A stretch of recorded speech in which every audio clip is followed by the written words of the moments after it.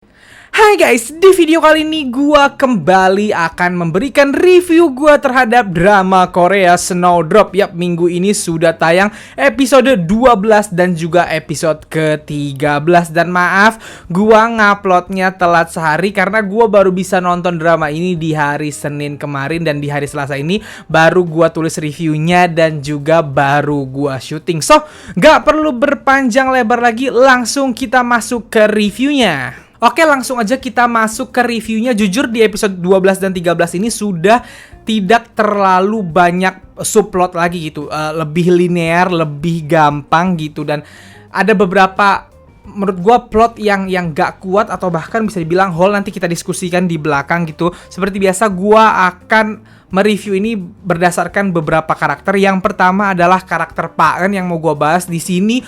Gua seneng banget acting Paen ketika dia marah ke Namtaeil gitu, ketika akhirnya dia ngancam Namtaeil gitu. Buat gua perubahan acting dia atau cara dia menyampaikan rasa kemarahannya itu sangat amat bagus. Memang aktor pemeran Paen ini, aktor Ho Joon Ho ini memang aktor yang sangat berpengalaman dan buat gua intimidasinya sangat amat berhasil. Keren banget untuk karakter Paen. Terus selanjutnya yang pengen gua highlight banget juga adalah karakter Namtaeil yang akhirnya kita lihat betapa brengseknya manusia satu ini. Gua jujur salah satu plot twist di episode 12 dan 13 ini yang gua nggak nyangka adalah ketika akhirnya Paen ditembak sama si Namtaeil gitu. Namtaeil bahkan nyuruh penembaknya untuk bunuh Paen. Wah, gila sih. Maksud gue, ini kan drama awalnya cuman antara Korsel dan Korut gitu. Gimana caranya An Gi-bu nangkep mata-mata Korut yang dipimpin oleh Suho gitu. Tapi akhirnya Paen ditembak sama Panam gitu. Walaupun kita tahu mereka saingan untuk jadi calon presiden di masa depan, tapi gue gak nyangka alurnya akan kesana gitu. Ya Allah, gue pas ngeliat Paen ketembak, gue yang kayak, wah, itu kan akhir episode 12, gue yang kayak, lah, gimana nih? Maksud gue, kan Paen yang selama ini membuat Yongro aman gitu, membuat Suho juga aman karena dia pengen nyelamatin Yongro dulu yang paling utama itu gitu ya. Ketika dia ketembak, gue pikir dia bakal mati gitu. Ini gimana kelanjutan dramanya? Nam bisa ngancurin itu asrama langsung dong gitu. Ternyata masih ada twist selanjutnya. Lalu yang mau gua highlight juga di episode 12 dan 13 ini adalah karakter Yongro. Ini yang gua mau highlight karakter Yongro ya, bukan acting Jisunya. Karakter Yongro, si Yongro yang ada di drama ini gitu ya. Kalian sadar gak sih guys, setiap kali Yongro itu berinisiatif melakukan sesuatu, endingnya selalu tidak bagus atau ada kejadian buruk yang menimpa gitu. Waktu dia memutuskan nyelamatin Suho, taunya Suho adalah mata-mata gitu. Waktu dia bantuin Lee Gangmu, akhirnya Dr. Kang ngeledakin itu asrama gitu. Dan sekarang dia pakai acara sok-sokan mau ngebantuin dengan ngomong ke bapaknya, padahal dia tahu bapaknya direktur An Gi-bu. Dan operasi pemilu ini adalah operasi yang memang dipimpin oleh bapaknya gitu. Dia pakai acara biar aku ngomong ke bapakku dulu gitu. Akhirnya kejadian kan, setiap kali dia berusaha berinisiatif untuk menolong gitu, akhirnya ada korban gitu. Makanya gue harus ngomong nih, kalau gue ada di situ gue harus ngomong ke Yongro, lu diem aja, lu cuman bocah, lu cuman mahasiswa gitu, lu cakep, lu baik, lu berhati malaikat, udah bantuin Suho aja, tenangin Suho kalau Suho panik gitu, atau obatin orang yang lagi sakit gitu. Nggak usah inisiatif Yongro, bapak lu ketembak juga jadinya gara-gara lu gitu.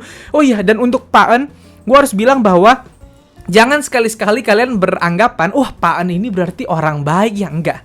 Dia jelas-jelas hanya ingin menyelamatkan Yongro. Bahkan ketika Yongro ketemu sama dia yang ngobrol itu, dia pengen banget narik Yongro dan si Suho-nya langsung ditembakkan sama dia. Dia juga nggak masalah. Paen ini 11-12 sama Pak Nam gitu, sama si Namtaeil. Dia nggak peduli orang di dalam mati atau enggak, yang penting Yongro selamat. Sama persis kayak Namtaeil. Namtaeil tuh nggak apa-apa semuanya mati, yang penting Dr. Kang selamat. Berarti mereka berdua tuh nggak ada bedanya gitu. Kelihatannya si Paen lebih baik ya karena anaknya Yongro aja gitu. Dia lebih khawatir sama Yongro. Udah sesimpel itu. Kemarin kita dibikin iba gara-gara anak laki-lakinya, kakaknya Yongro, si Yong-u mati gitu, dan dia sedih. Udah, padahal secara tingkat kejahatan sama aja. Orang dia di rezim yang sama, dia adalah pengikut presiden yang sama, presiden yang dibenci rakyat Korea gitu ya. Jadi jangan ketipu sama Paen, karena Paen memang jelas dia juga orang yang jahat sebenarnya. Lanjut, yang mau gua highlight juga adalah karakter Dr. Kang yang dia ternyata bucin banget juga sama Suho ya, sampai mau nolong ini. Banyak yang nanya gua, "Bang, kira-kira Dokter Kang yang udah keluar itu bakal balik nggak?" Gua yakin akan balik, yakin gua akan balik karena gue yakin dia punya apa ya, rasa percaya diri atau kepedean bahwa Suho nggak akan bersatu sama Yongro gitu. Mendingan Suho ntar pasti ujung-ujungnya sama gue. Gue yakin Dokter Kang punya pemikiran seperti itu dan gue yakin akan balik gitu. Dan Dokter Kang lagi-lagi menunjukkan sisi manipulatifnya. Dia bisa banget bikin Namtail sebucin itu sama dia. Gue jujur kaget waktu Namtail akhirnya memutuskan untuk menarik pasukannya just because Dokter Kang dipasangin dynamite gitu, karena Nam kan jahat banget ya, Namtail ini jahat banget. Gue pikir dia akan berusaha untuk kayak ya udahlah, mati satu nih cewek, mati satu selingkuhan gue cari aja yang lain gitu. Tapi enggak, dia bener-bener bucin dan akhirnya narik pasukannya gitu. Itu berarti bahwa itu sehebat itu Dokter Kang memanipulasi Nam sampai akhirnya Nam sebucin itu sama dia. Dan buat gua itu alasan kenapa Dokter Kang ini jadi mata-mata Korea Utara yang dapat penghargaan. Keren banget buat Dokter Kang. Dan sekali lagi gue yakin Dokter Kang akan balik ke asrama, yakin banget. Dan karakter terakhir yang ingin gue bahas adalah Lee Gang-mu. Bangke nih, orang asli antagonis paling ngeselin di 2 episode ini adalah Lee Gang-mu. Gue udah believe sama dia, gue pikir dia adalah orang yang baik. Maksud gue, dia udah kecewa nih sama An Gi-bu. Dia kecewa bahwa ternyata dia dan teman-temannya selama ini hanya diperalat oleh kekuasaan gitu. Bahkan dia terang-terangan udah ngomong sama Pak En dan Pak Nam dan disebut hanya pion gitu. Gue pikir ya si Lee Gang-mu ini adalah orang yang akan berteman sama Suho di masa depan gitu. Mereka akan berusaha keras untuk menunjukkan bahwa ini semua hanya skema pemilu gitu. Dan kalau misalnya nanti di akhir mereka berdua berhasil keluar, ya mereka berdua semacam kayak sama-sama agen tapi berteman tapi beda negara gitu. Maksud gue seperti itu gitu. Melihat Lee Gang-mu bagaimana dia benar-benar berusaha meyakinkan Suho kalau ini semua nggak bisa dilanjut gitu. Nanti orang-orang bakal mati. Jangan sampai Sandra ini mati gitu. Taunya di ending kalian lihat kan dia ngomong apa ke Hana. Pokoknya kita harus nyelesain ini supaya kita bisa membongkar rencana pemilu ini dan juga menangkap Sungai Taedong 1, yang mana Sungai Taedong 1 adalah Suho. Berarti Lee Gang-mu ini memang rencananya adalah pokoknya selamat dulu gua, tapi tetap ujung-ujungnya gua akan nangkap Suho. Kan brengsek kan? Padahal dia udah bisa dibunuh sama Suho loh dari awal. Makanya gua ngeliat mata Suho sampai marah dan kayak mau nangis gitu pas mukulin Lee Gang-mu di akhir itu. Gua setuju banget. Gua malah kalau gua nih jadi Suho, gua bunuh tuh di tempat, udah matiin aja udah si Lee Gang-mu. Gak penting ada nggak ada dia, udah nggak penting sekarang gitu. Emang brengsek aja nih orang gitu, bantai aja lah, tanggung gitu. Lee Gang-mu ini bener-bener karakter yang gue nggak tahu kedepannya akan seperti apa, apalagi yang akan diomongin, apalagi manipulasi yang akan dia lakuin ke Suho supaya hidupnya tetap selamat atau dimaafin sama Suho. Tapi yang jelas Lee Gang-mu lu bangke lo jadi orang lo, sumpah gue kesel sama lo. Oke, terakhir gue mau ngebahas sekaligus mendiskusikannya bersama kalian terkait plot yang gue anggap plot hole atau lubang dalam cerita yang bikin drama ini jadi lemah banget di episode 13 utamanya gitu. Gue takut gue yang salah tangkep. Kalaupun gue salah tangkep, gue minta koreksinya di kolom komen ya guys ya. Karena gue udah ngulang-ngulang tapi gue masih nggak nangkep juga. Yang pertama yang mau gue bahas adalah soal mata-mata yang ada di asrama tersebut. Jelas ya, di episode 12 atau 13 gitu, Suho sama Gang-mu ngobrol kan, waktu akhirnya Buno kan ngomong ke Suho, lu udah cabut waktu pesta gelar geria tuh di asrama, lu udah cabut dengan selamat, kenapa lu mesti balik lagi gitu. Dan abis itu Lee Gang-mu langsung ajak ngobrol Suho kan, dia bilang, lu beneran udah cabut waktu pesta gelar geria? Udah, kata si Suho gitu.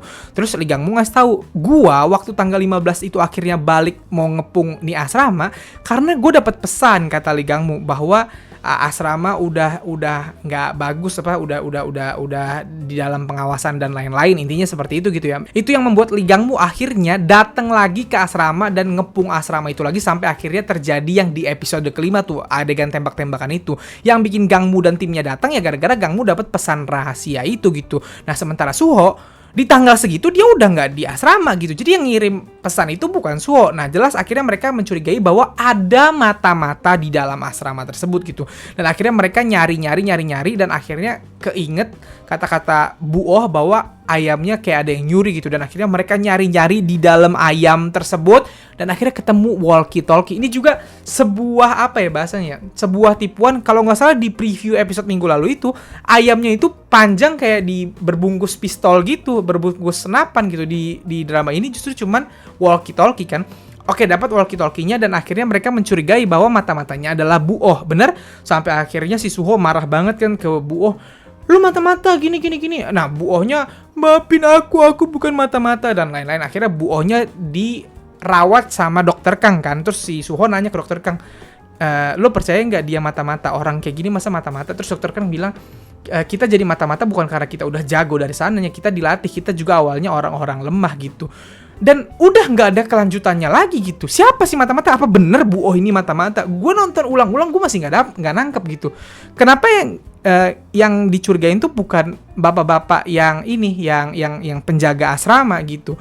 Kenapa yang dicurigain cuman Bu Oh gitu? Dan apakah memang si Bu Oh maksudnya si mata-matanya? Ini gue masih bertanya-tanya loh guys. Ini lubang dalam cerita atau emang belum kejawab aja? Gue ulang-ulang. Kan akhirnya tuh si Suho tuh ngomong gini ke Engcol kan, kurung si kamera Ju sama Bu Oh di Rubanah di basement gitu. Intinya si Suho ngomong gitu kan, berarti Suho udah berpikir bahwa Bu Oh adalah si mata-matanya, makanya dikurung di basement gitu. Gue yang kayak, ini beneran Bu Oh kan dari kemarin kayak bocah gitu, kayak punya kepribadian ganda. Beneran Bu Oh nih maksudnya mata-matanya. Ini plot hole dalam cerita atau memang ternyata belum keungkap aja? Banyak yang DM gua, Bang, katanya si mata-matanya itu adalah Haeryong, Bang. Kalau gua jujur nggak nemu sama sekali hint kalau Haeryong itu adalah mata-mata gitu. Karena Haeryong ini kalau mata-mata seenggaknya dia udah ngelakuin something yang menurut gua lumayan berpengaruh gitu dalam cerita. Enggak, dia cuma bisa ngeluh doang, cuma bisa sama si pacarnya dua kayak orang goblok ini, cuman bisa goblok-goblokan doang gitu. Jadi gue nggak nemu titik bahwa Haeryong ini adalah mata-mata juga gitu. Jadi sekali lagi gue nggak percaya kalau Haeryong ini mata-mata. Tapi bisa jadi kemungkinan itu akan tetap ada. Tapi gue tetap nggak percaya kalau Haeryong ini mata-mata. Jadi ini pertanyaan terbesar gue. Jadi si mata-matanya itu siapa? Beneran Bu Oh atau bukan? Atau ternyata ada yang gue lewat dan ternyata mata-mata itu belum ketahuan sebenarnya. Coba tuliskan pendapat kalian di kolom komen, oke? Nah, selanjutnya gue mau ngebahas salah satu plot hole terbesar di episode ini menurut gue, dan gue mau mendiskusikannya sama kalian. Beneran ini plot atau lubang dalam cerita atau gue yang salah nangkep aja? Mari kita diskusikan bersama-sama. Nih gue akan menjelaskan dulu alur ceritanya supaya kalian paham kenapa ini gue anggap plot hole atau lubang dalam cerita, oke? Jadi kan dari awal sebenarnya sejak penyekapan ini, awalnya si Pak En itu pingin banget mulangin Suho ke Korea Utara karena rencana nyulik Profesor Han ini udah berhasil kan. Tapi ternyata kapalnya Korea Utara itu malah ketemu sama kapal Korea Selatan yang kakaknya Jisoo itu, dan akhirnya tembak-tembakan dan akhirnya kapal Korea Utara tenggelam. Udah tuh selesai. Akhirnya Suho nggak bisa pulang lah akhirnya gitu. Dan akhirnya Pak En nego lagi sama pihak Korea Utara, dan kata si pihak Korea Utara kan pokoknya tetap mau Suho pulang. Akhirnya mereka tetap berusaha gimana caranya, atau Pak En tetap berusaha supaya Suho ini pulang gitu. Singkat cerita, akhirnya karena kegagalan demi kegagalan dalam operasi ini, akhirnya Pak En ini kok komunikasi sama Bu Choi yang dari Korea Utara, dan kata Bu Choi, ya udah nggak apa-apa, matiin aja agen-agen ini. Nah, jadi Pak En dan Pak Nam ini sebenarnya udah punya keleluasaan untuk ngebunuh agen-agen Korea Utara yang ada di dalam asrama ini, untuk ngebunuh Suho dan kawan-kawan. Sebenarnya udah bisa langsung dibunuh nih. Cuman rencana pembunuhan mereka ini gak jadi-jadi. Karena apa? Karena di dalam kan ada Yongro. Suho dan kawan-kawan ini selama ini masih menyandar teman-temannya Yongro bersama Yongro gitu. Dan Pak En gak mau gegabah karena takut Yongro mati. Dia gak pingin Yongro mati, oke? Nah, terus singkat cerita lagi terjadi perjanjian. Pokoknya adalah mereka semua nih, Suho dan kawan-kawan disuruh untuk menyandra para murid-murid ini sampai pemilu. Masih ada 8 harian lagi gitu kan. Nah, rencana Pak Nam dan Pak En adalah ketika di hari ke-8, ketika sudah selesai nanti, diambil atau ditangkap, dibebasin semua mahasiswa termasuk Yongro gitu, dan tetap dibunuh nih Suho. Pokoknya Suho dan kawan-kawan ini udah pokoknya harus dibunuh aja ujung-ujungnya gitu. Dan akhirnya gagal juga kejadian itu gitu. Nah, akhirnya Pak Nam dan Pak En ini udah tinggal satu nih kesimpulannya, harus dihabisi semua yang ada di dalam, karena anak-anak murid yang di dalam juga udah tahu kalau ini semua hanya skema pemilu, ya kan? Udah nggak ada alasan untuk mempertahankan siapapun yang ada di dalam itu. Yang cuman pingin diselamatin sama Pak En, ya cuman si Yongro gitu. Yang pingin diselamatin sama si Panam, ya cuman si Dokter Kang gitu. Nah akhirnya ketika si bapaknya Yongro atau si Pak An ini ditembak sama Pak Nam, berarti kan komandan dari operasi ini udah nggak ada lagi selain Pak Nam gitu. Jadi Pak An ini udah nggak bisa ganggu gugat lagi. Pak An yang tadinya pengen Yongro selamat, udah nggak ada lagi kan, dia udah dibawa ke rumah sakit. Berarti Pak Nam udah bebas nih ngelakuin apapun. Dan akhirnya di episode 13 ini Pak Nam bener ngelakuin rencananya. Dia mau menerobos masuk, dia pengen ngebunuh semua yang ada di dalam situ dan nyelamatin Dokter Kang doang kalau bisa gitu. Dan pokoknya semuanya matiin gitu. Ntar ketika semuanya udah mati, sebut aja ke wartawan kalau semuanya mati gara-gara dibunuhin sama para agen Korea Utara. Intinya seperti itu. Akhirnya jalan lah mereka masuk. Udah bener-bener masuk dan udah berhasil nih, udah pada takut semuanya. Tahu-tahu Dokter Kang kan yang pakai dynamite itu bilang, "Tolong selamatkan aku" gitu. Nah, Pak Nam yang bucin akhirnya menarik mundur semua tentaranya karena nggak pingin Dokter Kang kenapa-napa. Oke? Jadi Pak Nam yang harusnya udah bisa ngebunuh semua orang di dalam asrama, nggak jadi ngelakuin itu cuman gara-gara Dokter Kang. Nih, gua ulang ya. Pak Nam yang harusnya udah masuk bersama para tentara khususnya dan udah bisa ngebunuh semua orang yang ada di dalam asrama, nggak jadi ngelakuin misinya gara-gara Dokter Kang. Gara-gara Pak Nam nggak pingin Dokter Kang mati. Akhirnya narik semua pasukannya. Selesai itu sampai situ. Nah, terus tiba-tiba abis itu Dokter Kang, Suho, Lee Gang-mu sama Bupi rapat. Ini kita tetap bakal mati nih ujung-ujungnya. Gimana ya caranya biar kita nggak mati? Terus tiba-tiba muncul ide dari kepala Dokter Kang bahwa berarti kita harus mutus jalur uangnya. Kan ceritanya adalah dengan mereka dibunuh, uang dari Korea Selatan dikirim ke Korea Utara, selesai semuanya kan gitu. Nah, menurut Dokter Kang, caranya adalah uangnya kita ambil nih, supaya perjanjian antara Korea Selatan dan Korea Utara akhirnya nggak berjalan dan Korea Selatan tetap harus bayar ke Korea Utara, tapi uangnya ada di mereka. Jadi mereka mau ngeputus jalur uangnya ini supaya mereka tetap nggak dibunuh. Kalau misalnya uangnya belum nyampe kan, si Korea Utara nggak mau agennya kebunuh dulu dong, nggak mau ini kasus selesai dulu dong gitu. Jadi mereka akhirnya membentuk sebuah rencana. Dokter Kang keluar dulu nanti dari asrama tersebut. Dokter Kang nanti akhirnya seperti yang kalian tonton di episode 13 akhirnya nipu istrinya si Paan, ketua Angibu itu gitu. Terus pokoknya gimana caranya uang yang sekarang dipegang sama Paan yang diangkat sama presiden jadi ketua KPK itu nanti diserahin atau diambil sama si Dokter Kang gitu, supaya nanti Dokter Kang balik lagi ke asrama, supaya nanti orang-orang di asrama jadi selamat. Intinya kan seperti itu gitu. Nah, ini sekarang plot hole-nya. Kalau Dokter Kang keluar dari asrama terus ketemu Pak Nam, kan harusnya Pak Nam udah nggak punya alasan lagi untuk mempertahankan semua manusia yang ada di asrama. Paham nggak? Kalian kan tahu alasan utama tadi Pak Nam narik operasinya atau narik semua tentaranya itu gara-gara Dokter Kang. Mereka semua tuh selamat ya gara-gara Dokter Kang doang, gara-gara Pak Nam bucin ke Dokter Kang. Begitu Dokter Kang keluar, kan harusnya gini, "Wah, kamu berhasil keluar sayang," cet, pelukan, terus dia hajar gitu. Udah mati tuh semua orang yang ada di dalam asrama. Ini mah enggak.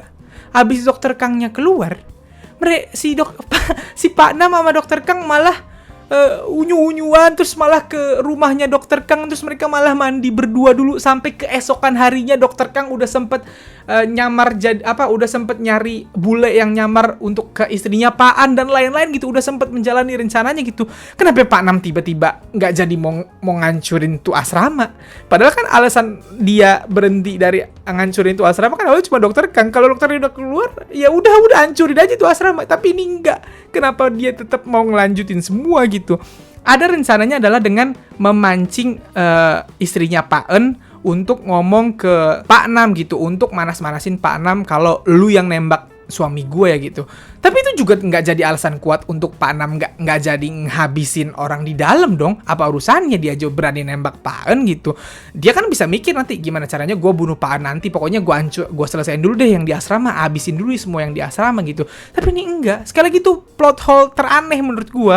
Dokter Kangnya udah keluar, tapi Pak Namnya bukannya langsung nyerbu asramanya, malah ya udah, malah happy dulu, terus malah ketemu presiden dulu, malah muanya malah sempet-sempetan telepon-teleponan, malah sempet-sempetnya ditipu untuk kita nanti jalan-jalan ya ke luar negeri dan lain-lain. Kata gue, Panam goblok apa gimana sih? Tadi lu kan udah siap untuk nyerbu gitu, lu keluar gara-gara dokter Kang, tapi pas dokter Kangnya udah keluar, lu malah bersenang-senang bukan nyelesain yang di asrama dulu gitu. Dan sampai sekarang gue masih gak nemu kenapa itu tidak dilakuin gitu. Gue ulang-ulang tuh episode 13, kata gue, kok Panam jadi tolol ya, kata gue. Itu tuh yang gue sampai sekarang nganggap itu adalah plot hole atau lubang dalam cerita gitu. Nah ini makanya gue mau diskusikan ke kalian, apakah gue salah tangkap? Kalaupun gue salah tangkap, tolong kasih tahu pembenarannya di kolom komen ya guys, karena gue nggak nemu sama sekali alasan utama yang bikin Panam jadi goblok tiba-tiba, padahal dia punya kemampuan untuk ngancurin itu asrama langsung atau untuk nyerbu semua orang yang di asrama itu gitu. Jadi sekali lagi gua minta diskusinya dari kalian, oke? So jadi itu aja review gua untuk episode 12 dan 13 ini. Minggu ini, hari Sabtu Minggu adalah 3 episode terakhir yang akan langsung ditayangkan. 2 episode terakhir akan tayang di hari yang sama. Gue penasaran banget akan ditutup seperti apa. Gue sangat berharap endingnya tidak maksain gitu, karena di sini udah ada plot hole yang menurut gua aneh. Jangan sampai di episode penutup nanti ditutup dengan lebih aneh gitu. Pokoknya kalau dipaksain malah jadi jelek perjalanan yang udah lumayan bagus selama 13 episode. Jadi sekali lagi mari kita tunggu endingnya akan seperti apa. Untuk acting seperti biasa, tidak ada yang kurang, tidak ada celahnya nih drama. Tata artistik, terus sinematografi dan lain-lain tidak ada kurangnya, hanya di beberapa plot yang menurut gua ada lubangnya. Sekali lagi harapan gua adalah ditutup dengan sangat baik. Amin. So guys, jadi segitu aja review gua untuk episode kali ini. Kalau kalian suka video ini silahkan like dan share ke teman-teman K-popers kalian. Kalau kalian mau kenal gue, kalian bisa follow gue di Instagram, dan kalau belum subscribe channel gue silahkan di subscribe. Sekian dari gue, bye.